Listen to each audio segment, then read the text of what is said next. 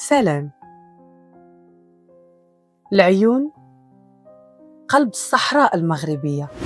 قصة عبد الله، شاب اللي تربى وسط قساوة الصحراء، لكن قلبه كان عامر بالأحلام.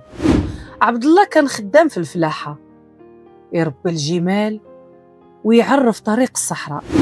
كان مولوع بالموسيقى، خاصة الموسيقى الصحراوية، وكان كيعزف على الجيتار من صغره.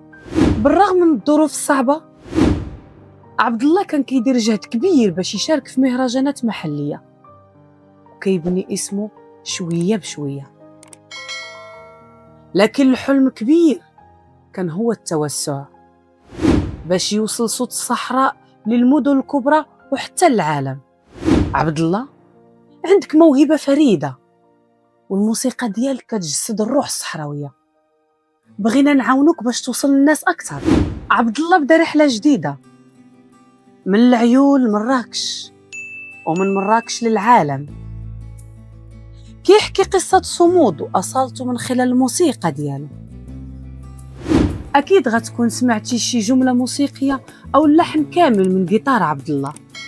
عبد الله كل ما سافر المدينة داخل المغرب أو خارجه كيسافر كسفير حياة، ناقل رسالة من التراث فوق منصات المهرجانات.